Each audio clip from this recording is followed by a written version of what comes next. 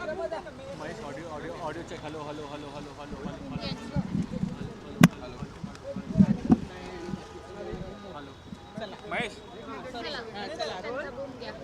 Mahesh Nandgaonkar sir, आज शिवतीर्थावर पूर्वनियोजितची बैठक आयोजित करण्यात आलेली होती. काय काय चर्चा झालेली आहे आणि सगळ्यात महत्त्वाचं, सगळ्यांना उत्सुकता आहे की कालच उद्धव ठाकरे भेटून गेलेले आहेत, तर त्या दृष्टीने राष्ट्रपतींनी काही मार्गदर्शन केले. ही गोष्ट खरी आहे की आज साहेबांबरोबर आमची नेते मंडळीची बैठक झाली. खरं पाहता ही बैठक 5 तारखेला होती, पण 5 तारखेची बैठक काही अडचणीमुळे आज करण्यात आली आणि त्या बैठकीचा जो काही विषय होता तो आमचा संघटनात्मक विषय होता.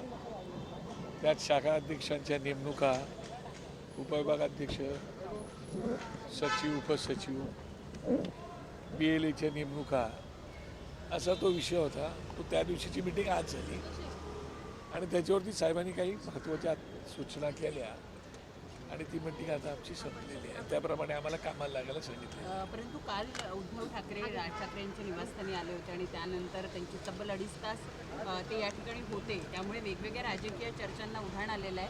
शिवसेना मनसे एकत्रित येणार या दृष्टीनं काही बोलणं झालं का, काही सांगण्यात आलं आहे? मला असं वाटतं की काल आता तुम्ही तुमच्या बातम्या काय द्यायचे ते दिलेले आहात. हे जरी खरं असलं तरीसुद्धा काल राजसाहेबांची आई त्या उद्धव साहेबांच्या मावशी आहेत आणि त्यामुळे मावशीला भेटण्यासाठी खास करून ते आले होते अशी तुम्हाला जी माहिती काल मिळाली ती अत्यंत खरं आहे आणि त्याप्रमाणे ते आले, भेटले, एकत्रपणे ते बसले होते. ही चर्चा खरी आहे, परंतु स्पेसिफिक ते आपल्या मावशीलाच भेटण्यासाठी आले होते आणि नंतर 2 राजकीय पक्षातील नेते मंडळी आली तर थोडीशी राजकीय चर्चा होती. ती 5-10 मिनिटाची चर्चा काहीतरी ती होती, पण त्याच्या युतीच्या दृष्टिकोनातून चर्चा आता तुम्ही सतत त्या बातम्या दाखवताच आहात आणि दोघे भाऊ एकमेकांना भेटतात, त्यामुळे साधिक त्याच्याविषयी चर्चा झाली पण असेल, परंतु तशी काही, कारण मी हजर नव्हतो आणि इतर कोणी नव्हते, फक्त संजय राऊत एकटेच आलेले होते, बाकी कोणीच नव्हते. त्याच्यामुळे नेमकी काय चर्चा झाली ते आम्हाला काही कल्पना नाही. परंतु एक नक्की आहे की दोघे भाऊ आता मनाने एकत्र येण्याचा आम्हाला दिसतो आहे. त्यामुळे राजकीयदृष्ट्या सुद्धा हे एकत्र येतील का आणि दसरा उद्धव ठाकरे यांच्याकडून मिळाले का आणि मिळालं असेल तर राज ठाकरे मेळाव्याला उपस्थित राहणार? मला असं वाटतं की बघा, त्यांचा एक पक्ष आहे आणि त्यांच्या पक्षामध्ये शिवसेना या पक्षाची परंपरा बाळासाहेबांपासून चालत आलेली आहे की दसरा मेळाव्याला त्यांचा मेळावा होतो आणि तुम्हाला माहिती आहे की आमचा पक्ष झाल्यापासून आम्हीसुद्धा गुढीपाडव्याला मेळावा घेतो. त्यामुळे मला वाटत नाही की कोण कोणाच्या स्टेजवर जाईल आणि त्याप्रमाणे कोण कोणाची विचारसरणी त्या ठिकाणी मांडेल. जो तो आपापल्या स्टेजवरती आपली विचारसरणी मांडत असतो.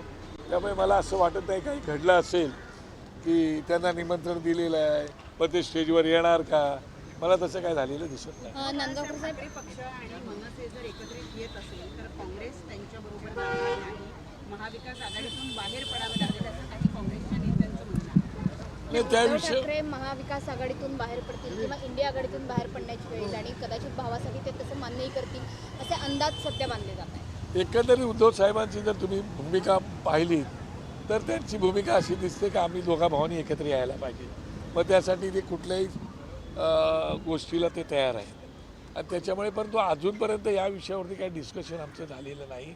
काय करायचं काय नाही करायचं, पण चर्चा चालू आहे एवढं मात्र निश्चित आहे, पण या विषयावरती काही चर्चा नाही. महाविकास आघाडी दाखवली तर मनसे काँग्रेस बरोबर जाईल का? म्हणजे हा हायकमांडचा विषय आहे, त्या विषयावरती मी बोलणं पण उचित नाही. या विषयावरती तेच बोलते ते, आणि तुम्हाला कल्पना आहे की विचारसरणीमध्ये फरक असतो, ध्येय धोरणात फरक असतो, दिशा, या सगळ्या गोष्टींचा विचार करावा लागतो. त्याप्रमाणे राज ठाकरे साहेब त्याच्यावरती मवियात प्रवेश करू शकते मनसे. एकत्र येत असतील युतीच्या माध्यमातून तर मनसैनिकांकडून उद्धव ठाकरे यांना विचारसरणीच्या मुद्द्यावरती महाविकास आघाडीतून बाहेर पडण्याचा प्रश्न त्यांच्या पुढे येत नाही, मला असं वाटतं हा तो आता त्यांचा मनाचा प्रश्न आहे, परंतु अजूनपर्यंत 2 पक्ष एकत्र आलेत का ते अजून काय त्याचं झालेलं नाही, त्यामुळे त्या विषयावरती भाष्य करणं पण उचित नाही. पण मनसे मवियात सामील होईल का असाही एक प्रश्न आहे. त्या मी तुम्हाला तेच म्हणालो की विचारसरणीचा विषय आहे, त्या बाबतीमध्ये अजून काही आमच्यामध्ये डिस्कशन झालं किंवा आजही त्या मीटिंगमध्ये आमच्या हा काही विषय नव्हता. पण सर आघाडी नाही पण उद्धव ठाकरे यांच्यासोबतची युती अशा संदर्भातला कुठला फॉर्म्युला याच्या संदर्भात चर्चा चालू आहे. मला असं वाटते, मला तुम्हाला सांगायचं तेच आहे की अजून निवडणुका जाहीर झालेल्या नाही, अजून काहीच झालेलं नाही.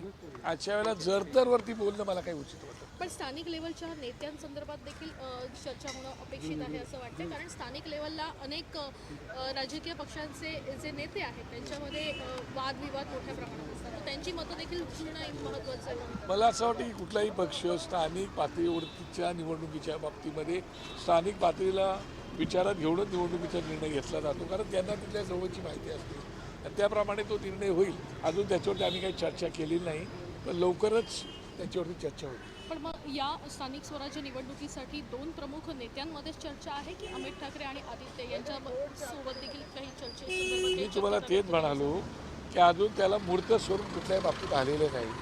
मुळात दोन पक्षांची युती झाली पाहिजे, ती एकदा झाली की ह्या गोष्टीला सुरुवात होईल. ती अजून तशा प्रकारचं मूर्त स्वरूप आलेलं त्या नाही. युतीच्या घोषणेसाठी दसऱ्याचा मुहूर्त गाठला जाईल का? अरे आमचा गुढीपाडव्याचा पण मुहूर्त आहे ना. मग नाही, गुढीपाडवा बराच लांब आहे, अजून हो, दसरा पण जवळ आला. तो पण मुहूर्त आहे आणि ती त्यांची भूमिका मांडत असतात. त्यांची भूमिका ते काय बोलतात ते परवा आम्ही पण ऐकू. सर शेवट एक मिनिट, मतदार याद्यांविषयी राज ठाकरेंनी मार्गदर्शन केलेलं होतं. मुंबईत वॉर्ड पुनर्रचना त्याच्यावरच्या सूचना हरकती आल्या, ठाण्यातल्या आलेल्या आहेत, त्याविषयी काही चर्चा झाली आहे का? बिलकुल चर्चा त्या विषयावरती झाली आणि आम्ही आता लवकरच सोमवारची वेळ इलेक्शन कमिशनजवळ आम्ही मागितलेली आहे. सन्मान्य वाघमारे साहेब आणि सन्मान्य चोकलिंगम साहेब त्यांच्याकडे आमचं शिष्टमंडळ जाणार आहे. त्यावेळेला तुम्ही तिकडे यालच, त्याला आम्ही काय मागणी करणार आहोत त्या विषयावरती तुम्हाला माहिती दिली. मंच नेताओं की भूमिका मीटिंग रखी गई थी आज बीएमसी चुनाव को देखते हुए, किस तरह की तैयारियां इस वक्त कर रही हैं, वार्ड रचना को लेते हुए क्या फैसला किया? ये बात सही है कि आज राज ठाकरे साहब ने मीटिंग ली थी और उस मीटिंग में हमारे सभी नेतागण हाजिर भी थे और उस मीटिंग में हमें हमारे अंतर्गत जो मामले हैं उसके बारे में चर्चा की है. जो कुछ नए नियमों का कुछ करने का है और कुछ लोगों को बदल भी करना है उसके बारे में हम लोग ने डिस्कशन किया. उसके साथ ये जो आने वाला इलेक्शन है उस इलेक्शन के बारे में क्या करना है, कैसे करना है, उसके बारे में भी चर्चा हो गई है और इसके लिए हम लोग अभी इलेक्शन कमीशन को भी मंडे को मिलने वाले हैं. वार्ड बाउंड्री और वोटर लिस्ट पर विशेष ध्यान रहेगा इन आने वाली निवडणूक में? मुझे लगता है कि मुंबई में वैसा वार्ड बाउंड्री जो है उसके बारे में कुछ नहीं फर्क हुआ है, जो है वैसी हुई है रही है. मगर थाना वगैरह वगैरह जो है उधर 3-3, 4-4 वार्ड होने की वजह से कुछ बाउंड्री में कुछ उन्होंने कुछ समस्याएं बताई है, उसके बारे में डिस्कशन उन्हीं के साथ हम लोग का चल रहा है. आने वाले समय में किससे अलायंस और कितनी सीटों पर ध्यान, इस बारे में कुछ अभी तक विशेष रूप से स्वरूप बना? अभी तक तो कोई तय नहीं हुआ है अलायंस किसके साथ करना है, क्या करना है. पर ये बात सही है कि आने वाली इलेक्शन के लिए हमें क्या करना है वो स्ट्रैटेजी हम लोग बना रहे हैं ताकि हमें भी अच्छा यश मिले और लोगों से ज़्यादा मिले. उसके बारे में हम सोच रहे हैं. Thank you.